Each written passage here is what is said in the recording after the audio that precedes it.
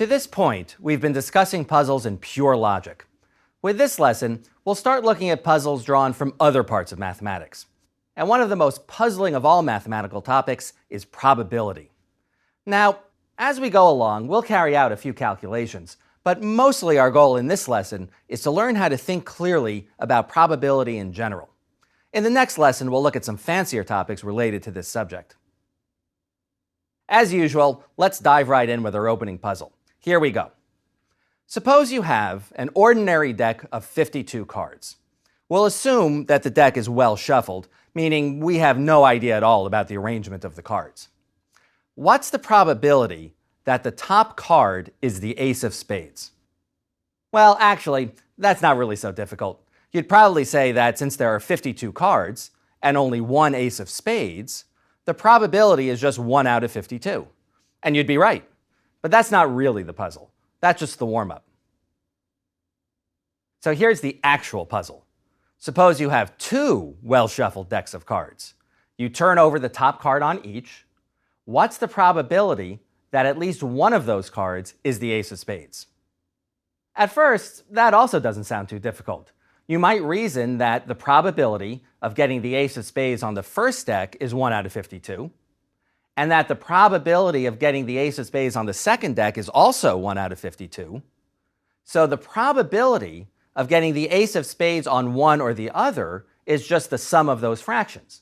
That gives us 2 out of 52, which is the same as 1 out of 26. But by this point in the course, you probably know to smell a rat. If the puzzle were really that simple, I wouldn't have included it. So I'll tell you that the answer is not 1 out of 26. There's a subtle point that we haven't yet considered. We'll return to this in a few minutes. First, let's talk a bit about probability. As a branch of mathematics, it's very strange. Mathematics is about precision and predictability. We write down equations that tell us precisely what will happen when we carry out an experiment or when we measure some physical process in nature. But probability is about chance and randomness. It's about things that are inherently unpredictable. Those don't seem to be compatible.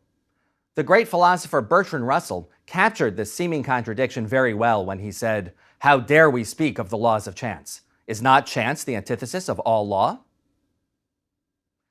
Even among mathematicians, it's relatively recent that probability has received a place of honor. Its origins come from trivial problems of interest to gamblers, which, in the ivory towers of elite mathematics, tended to give the whole subject a bit of an odor.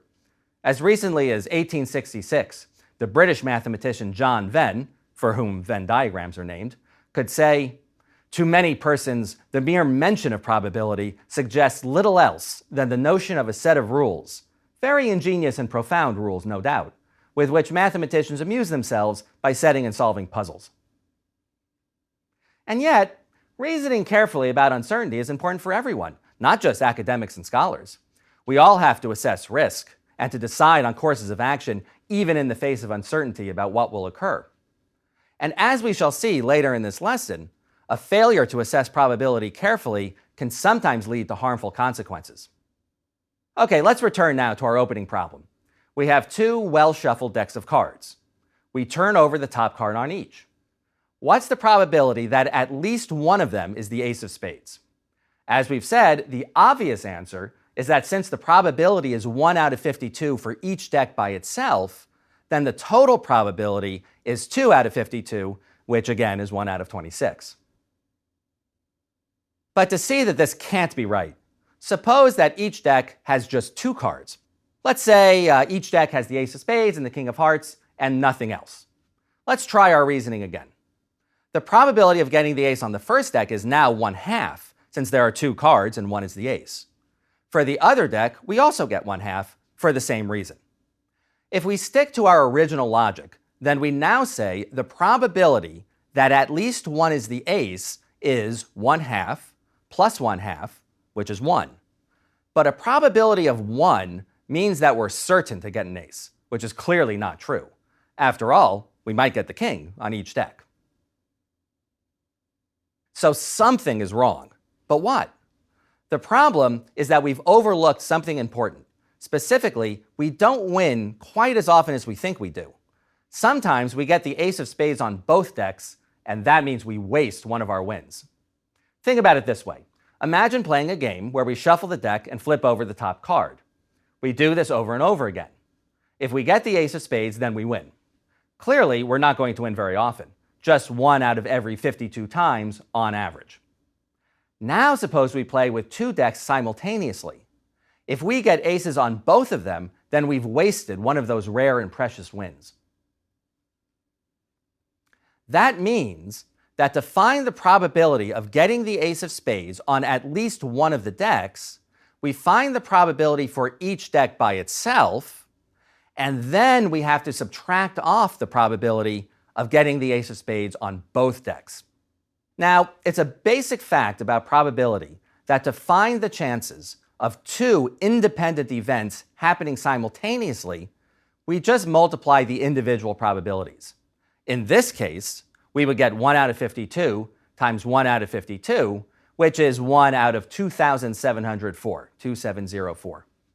So the probability of getting the ace of spades at least once is 1 out of 52 plus 1 out of 52 minus 1 out of 2,704, which works out to be 103 out of 2,704. This takes some getting used to, so before moving on, let's go back to our decks with just 2 cards each. Following our logic, the probability of getting the ace on either deck by itself is 1/2. Therefore, the probability of getting the ace on both decks is 1/2 times 1/2, which is 1/4.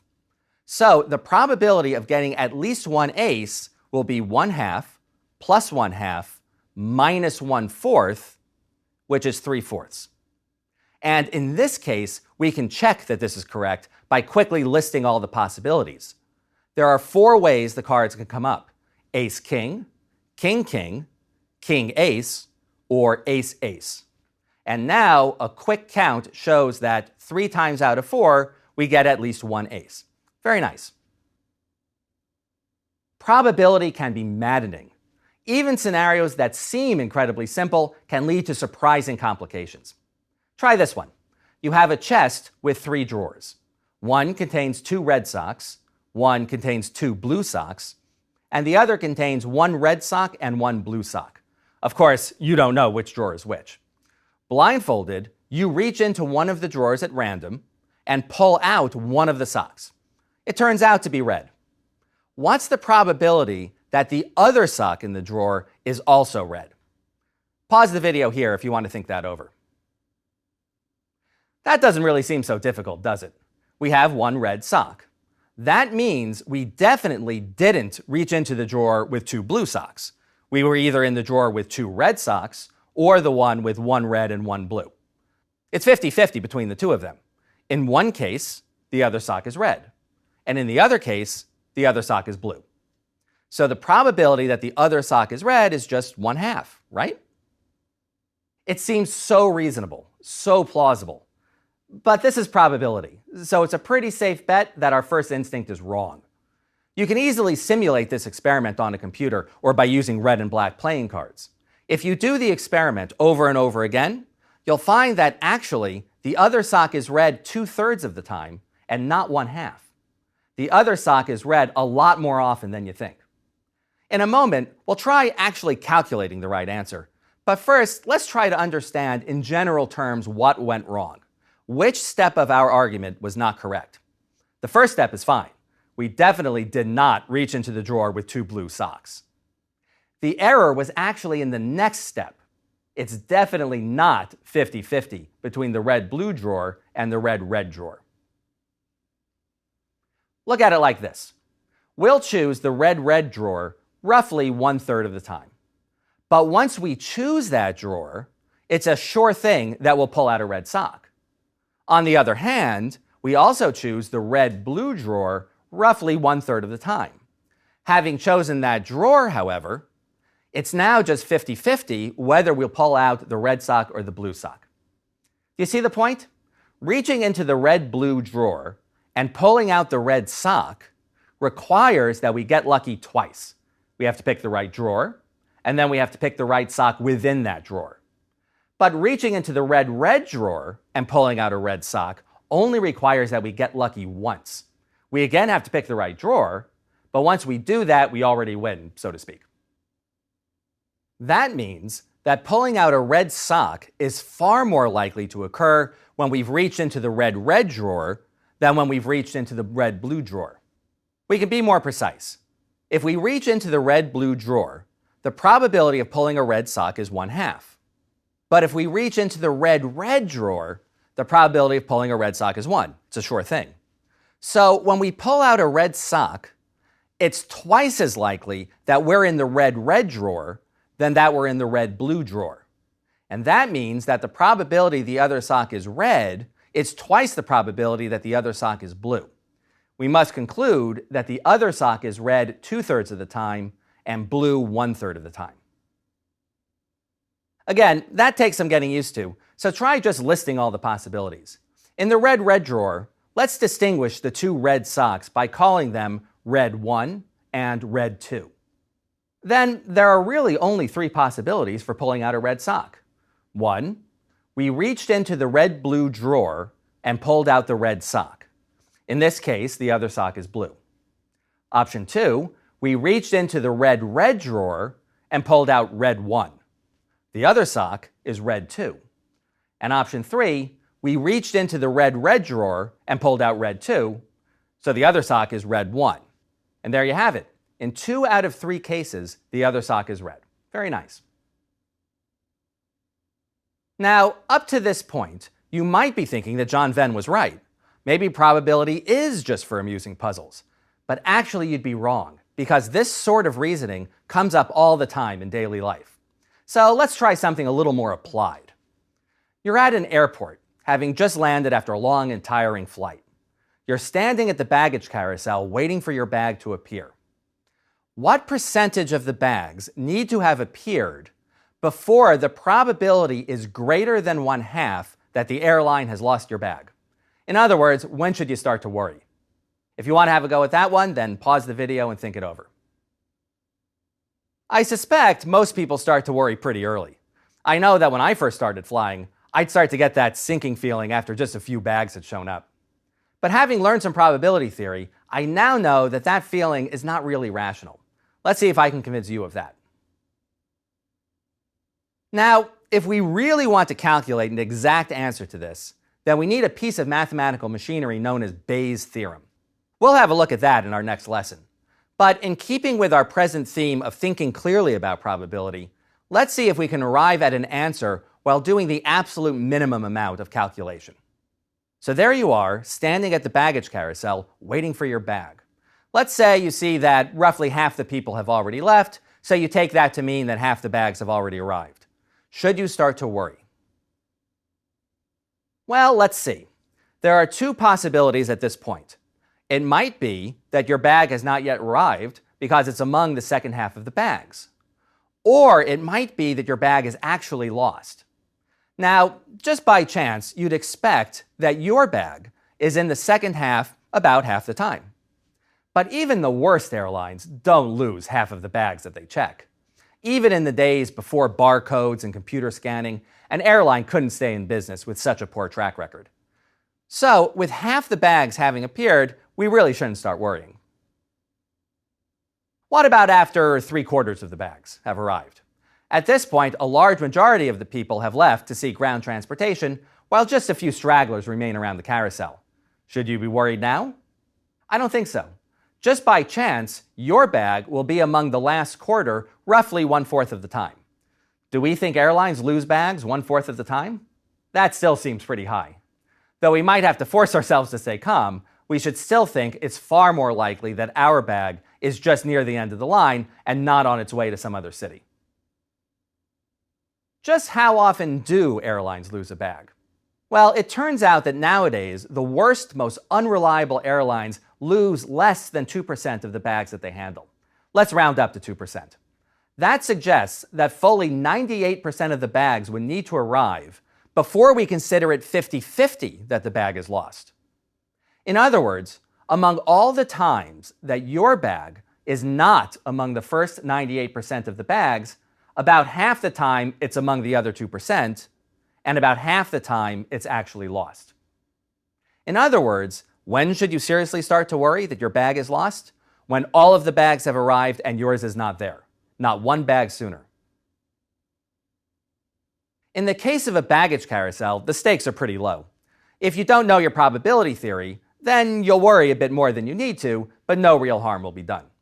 Sometimes, though, the consequences are a lot more serious. Failure to understand probability can sometimes lead to some very bad consequences indeed. Let me give you an example. Suppose there's a disease going around that affects roughly 1 out of every 1,000 people. There's a test for the disease, which is 95% accurate. It never gives a false negative. If it says you're clean, then you're clean. But in 5% of cases, it gives a false positive. Let's say you take the test and it comes back positive. How worried should you be that you actually have the disease?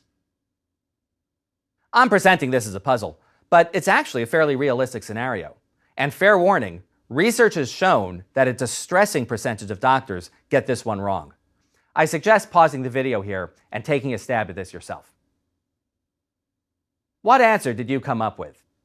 If you answered that you should be pretty worried, then you probably reasoned that 95% accurate is pretty darn good, and that's the end of the story. But one more time, that reasoning overlooks something important. We need to pay attention to the lessons of our previous two examples. In the problem with the socks in the drawers, we saw that drawing a red sock was far more likely to occur when we were in the red drawer than in the red-blue. In the baggage carousel problem, regardless of how many bags have appeared, your bag is pretty much always more likely to be later in the line than it is to actually be lost. We need similar reasoning here. There are two ways to get a positive test result. It could be that you actually have the disease, but it can also be a false positive.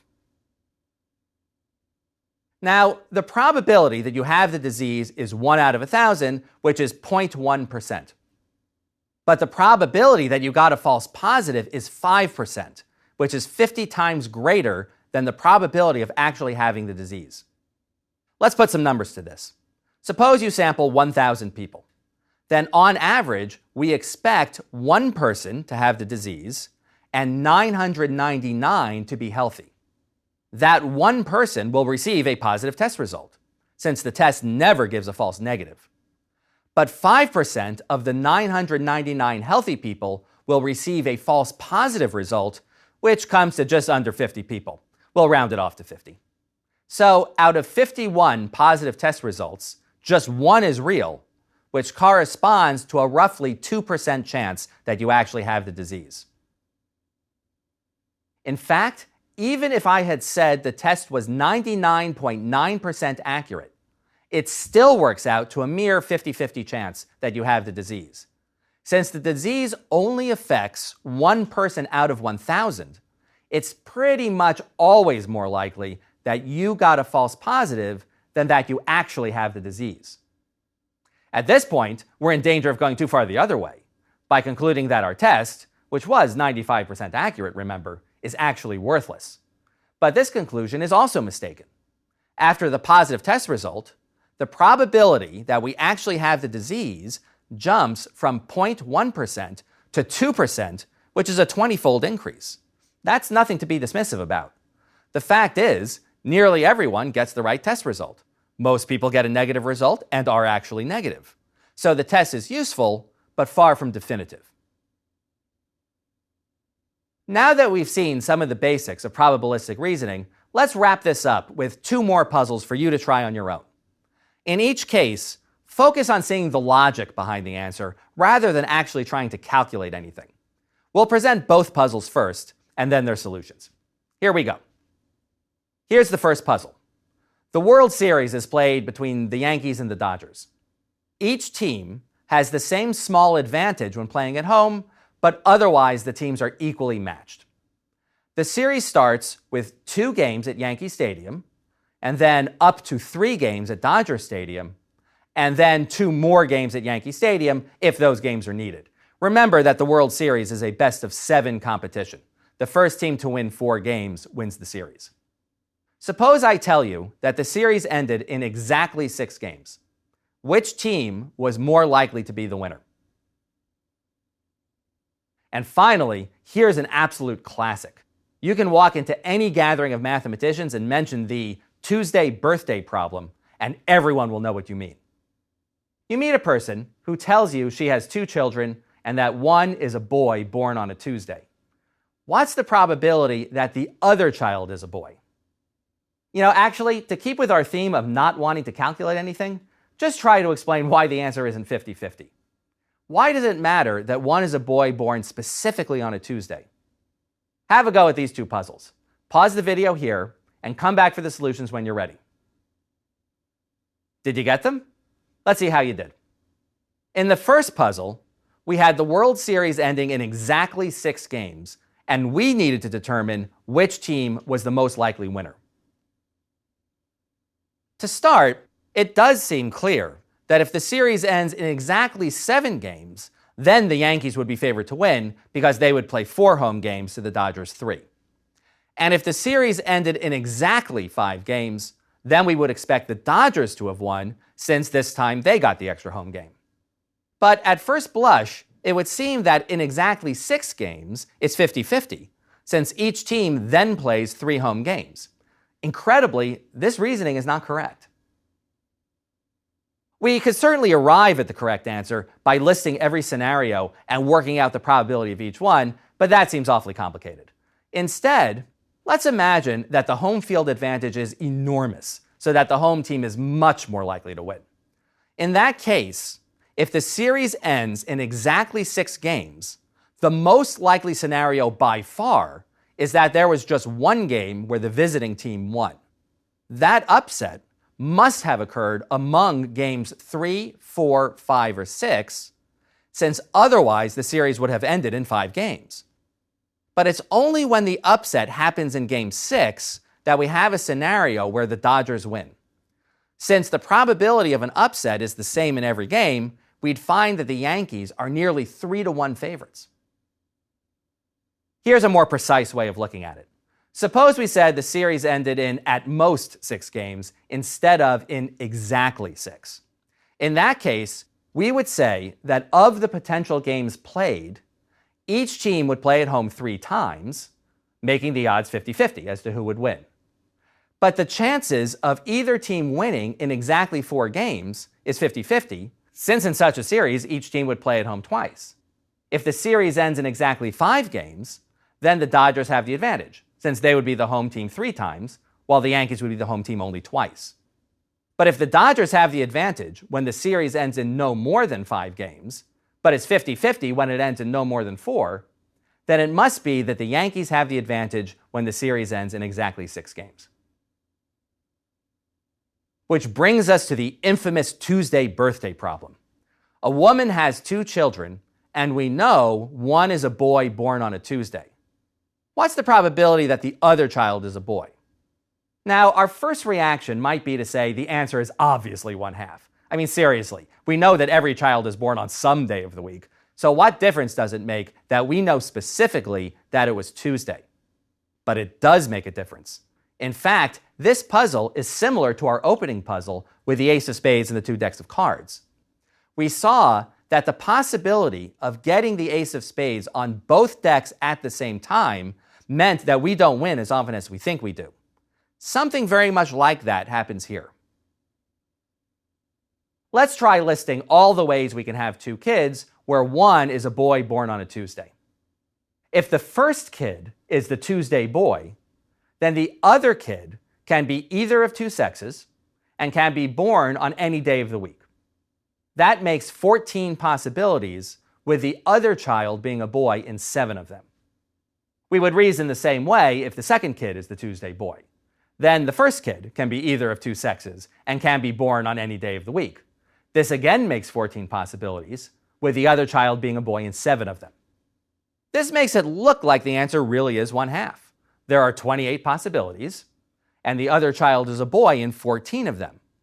But I bet you've already noticed what this argument overlooks. One pair got counted twice. Specifically, we double counted the case where both kids are Tuesday boys. That means there are not 14 pairs where the other child is a boy, but only 13. And there aren't 28 pairs total, but only 27. So what's the probability that the other child is a boy? The correct answer is 13 out of 27. Probability takes a lot of getting used to, but it's worth the effort since probability is everywhere. Every time you see a political poll, or learn about the statistical health effects of different behaviors, or even when you hear the weather person say there's a 30% chance of rain, it certainly helps to know a little probability. And what better way to flex your probability muscles than to consider a bunch of fun and clever puzzles? See you next time.